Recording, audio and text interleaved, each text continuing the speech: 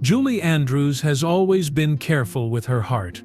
To the world she was Mary Poppins, the governess who sang her way across the Alps, the picture of grace and discipline. Yet at 89, behind the carefully chosen words and the polished smile, a truth has begun to surface. For decades, audiences suspected it. For decades, whispers circled every time the two of them appeared together, every time their laughter lingered a moment too long. Christopher Plummer was never just a co-star. From the moment they locked eyes on the set of The Sound of Music in 1965, something unspoken bound them together. He was the complicated Canadian actor who dismissed the role as sentimental. She was the disciplined English soprano at the height of her rise. On screen they fell in love as Captain and Maria, yet off-screen the current of affection ran just as strong. For years they denied it, brushing aside the questions, insisting they were only friends. But now, as time has stripped away secrecy, and loss has made memory sharper, Julie has finally allowed the truth to breathe. The love of her life was not hidden in her films. It was Christopher. In the early 1960s, Julie Andrews was still adjusting to the whirlwind of sudden success.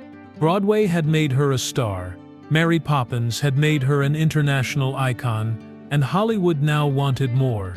She was young, yet already carried the weight of an industry that expected perfection in every note and every smile. When the offer for The Sound of Music came, it felt like both an honor and a risk. The story of the singing nun who falls in love with a widowed captain was charming on paper, but there was no guarantee audiences would accept another musical just months after Mary Poppins. For Julie, it was another chance to prove she could hold her place in Hollywood, yet she could not know how much this one film would alter the course of her life. Across the Atlantic, Christopher Plummer was in a different stage of his journey. He had already built a reputation as a Shakespearean actor with intensity that sometimes unsettled directors. He was witty, unpredictable, and often carried a restlessness that made him skeptical of Hollywood musicals. When he agreed to take the role of Captain Von Trapp, it was with hesitation. To friends he joked about it being the sound of mucus, a sign that he never expected the film to become the cultural touchstone it would. Yet beneath the sarcasm, he understood the part could showcase sides of his craft rarely given the chance to shine. The first meeting between Julie and Christopher was not designed for romance. It was a casting necessity. Two leads being introduced to one another before weeks of filming together in Salzburg. But even in those early rehearsals, something unusual happened. Julie's discipline met Christopher's unpredictability, and instead of clashing, the two qualities sparked. She brought steadiness, he brought edge, and the combination made their scenes together vibrate with authenticity. Crew members noticed it immediately. Their glances lingered just a heartbeat longer than the script required. Their laughter during breaks echoed a little louder than anyone else's. What began as professionalism quickly settled into a kind of private shorthand. Julie could anticipate Christopher's timing, his subtle gestures, even the way he would shift from sarcasm into sincerity. He, in turn, seemed captivated by her ability to remain warm without losing control. Unlike many actresses of the era, Julie was not easily swayed by Hollywood charm. She demanded respect through the quiet certainty of her craft. Christopher, who could be impatient with mediocrity, responded to that discipline with admiration. As the cameras rolled, the line between performance and reality blurred. The audience would one day see a strict captain thawing into tenderness under Maria's influence. But on set, the transformation was mirrored in the actors themselves. Julie drew out Christopher's gentler side, coaxing humor from a man often cast as brooding. Christopher, in return, gave Julie's performance a spark of adult tension that made her Maria feel more layered than a typical fairy tale heroine. Together, they created something neither could have shaped alone. By the time production moved from rehearsals into full-scale filming, the cast and crew were no longer whispering about chemistry. They were certain they were watching something real. Christopher, despite his jokes about the project, seemed to lean on Julie's presence in moments of doubt. Julie, despite her focus on work, seemed to light up in ways she never had before when he was near. To outsiders, it was simply two professionals doing their job. To those present, it was a connection impossible to disguise. Yet the most surprising truth was this: what audiences would call acting in 1965 was, in many ways, the first chapter of a bond that refused to fade long after the cameras stopped rolling. Salzburg in the spring of 1964 was more than a backdrop. For Julie Andrews and Christopher Plummer, the mountain air, the winding streets, and the echo of music rehearsals created an atmosphere where the boundaries of film and life blurred. Day after day they stepped into costumes, but the emotions building between them could not be stitched or scripted. The sound stages and the fields where they filmed became witnesses to something quietly extraordinary. Their earliest days on set carried a mixture of tension and surprise. Christopher had entered the project convinced the role was beneath him, but standing opposite Julie forced him to reconsider. Her professionalism never faltered, yet her warmth and humor slipped through between takes. She teased him in ways that softened his cynicism, and in return he showed her flashes of vulnerability that audiences rarely glimpsed from him. What began as small gestures, a shared smile after a take, a private joke while waiting for lighting to reset, grew into a rhythm that shaped entire scenes. The famous Ländler dance in the garden became the clearest signal. Director Robert Wise captured it with a deliberate stillness, allowing their eyes to lock in silence. What the audience would later interpret as scripted romance was, for the cast and crew, the undeniable reflection of how they looked at each other when the cameras were not rolling. The tension, the hesitation, the unspoken longing, none of it required rehearsal. It existed already, and the film merely preserved it.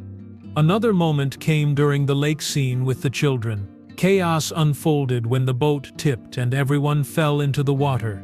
Amid the laughter and the scramble, it was Christopher who instinctively reached for Julie, holding her steady, as if it were second nature.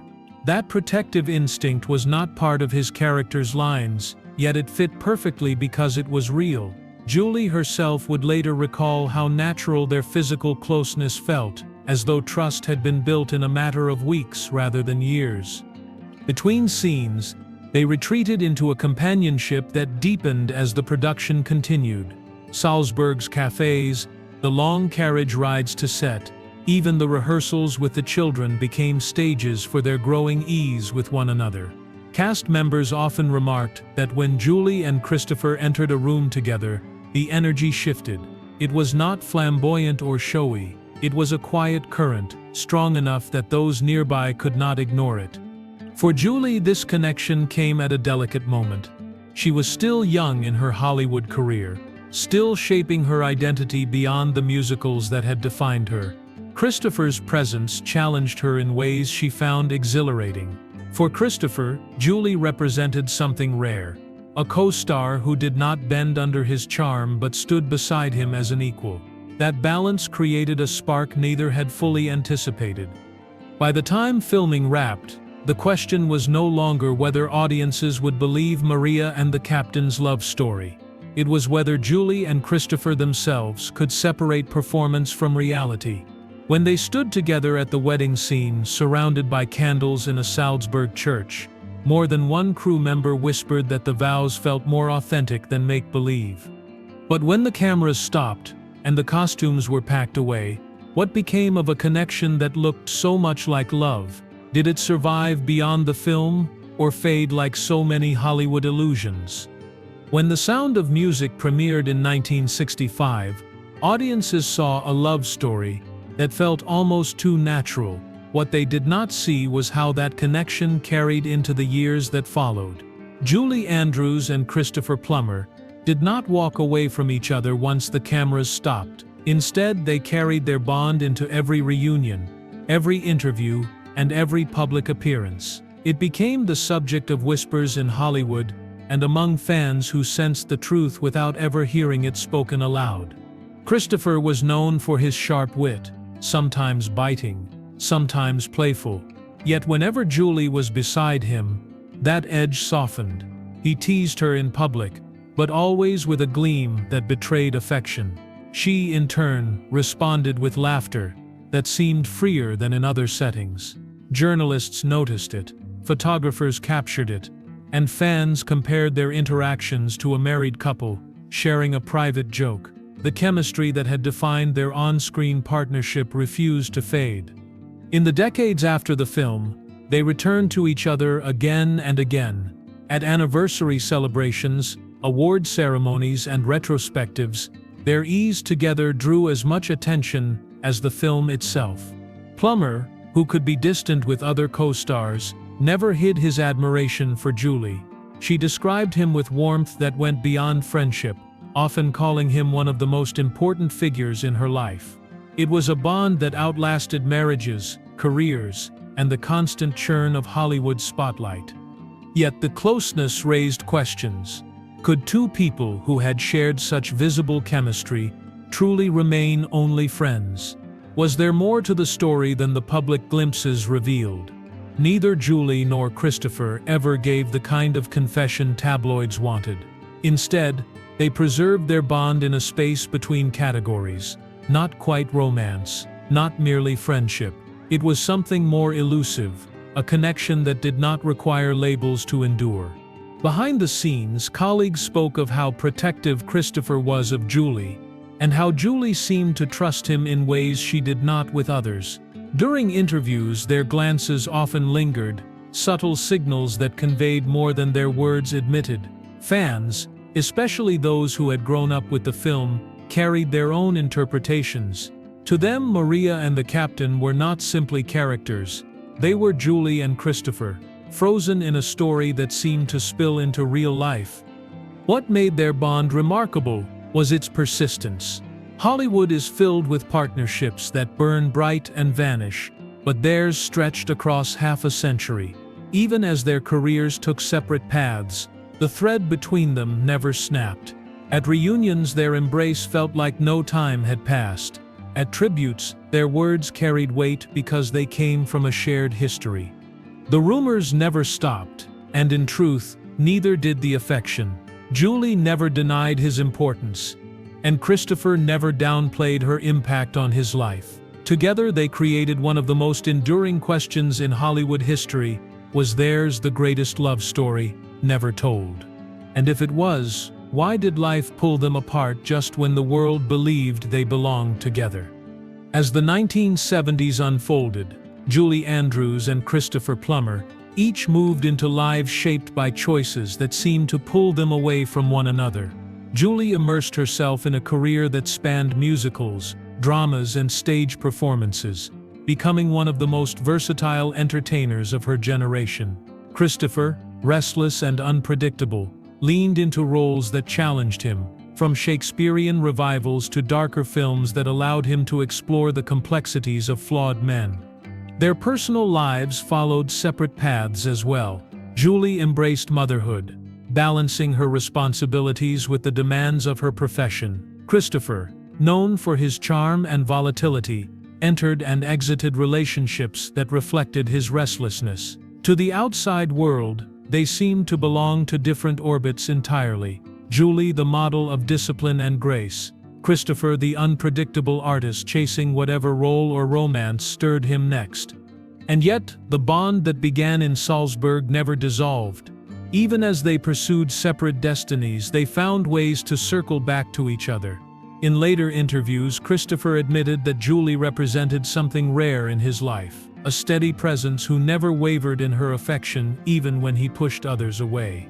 Julie, for her part, spoke of him with a tenderness that carried no bitterness, only gratitude for a connection that had outlasted circumstances. Every reunion rekindled the spark that first ignited on the set of The Sound of Music. At cast gatherings, their interactions were unmistakable.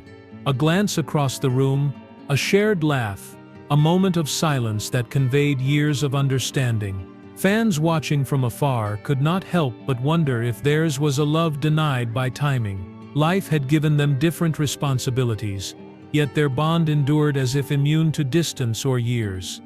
The persistence of that affection did not go unnoticed.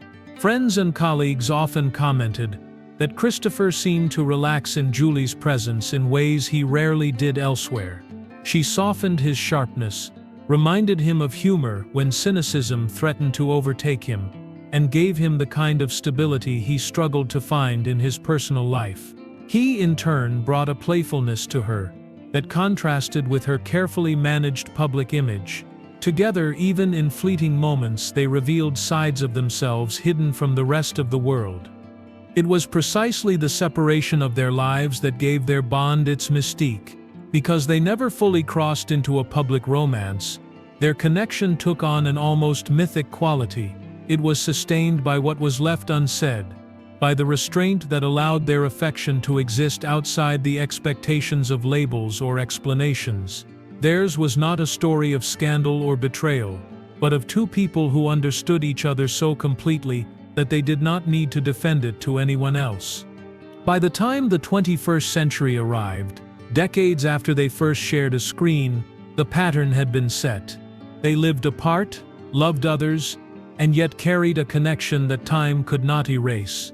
Every public appearance together reminded audiences of what might have been, and every private memory between them built a story that only they could fully understand.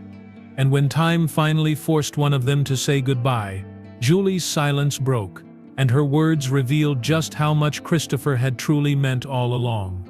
In February of 2021, news broke that Christopher Plummer had passed away at the age of 91. For the world, it marked the end of a career that stretched across 7 decades. For Julie Andrews, it meant something far more personal: the loss of the man who had shared her greatest triumph and carried her deepest connection.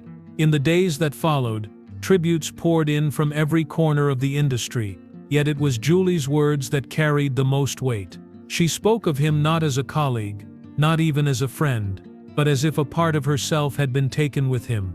At 89, Julie has grown accustomed to loss. She has seen careers rise and fade, friends vanish from the stage, and family members pass too soon. But Christopher's absence struck differently. He had been a constant thread through her story, woven into her life since the moment they first stood together on an Austrian hillside. Their bond had survived rumors, decades, marriages, and distance. His passing forced her to confront a truth she had carried quietly, that he was in many ways the great love of her life. Her confession did not come as a dramatic revelation, but as something softer, almost whispered between the lines of her tributes. She described him as irreplaceable, as the partner who understood her better than anyone else.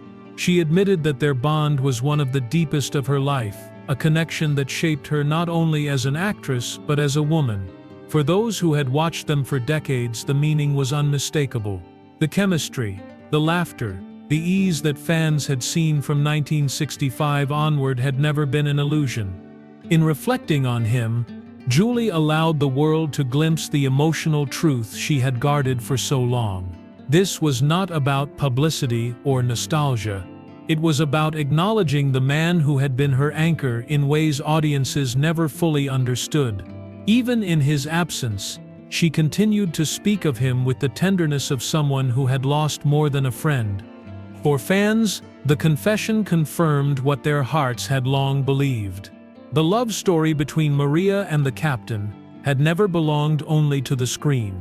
It had lived in Julie and Christopher themselves, spanning decades, never fading, never fully spoken until now. In acknowledging it, Julie turned speculation into truth and left behind one of Hollywood's most poignant untold romances.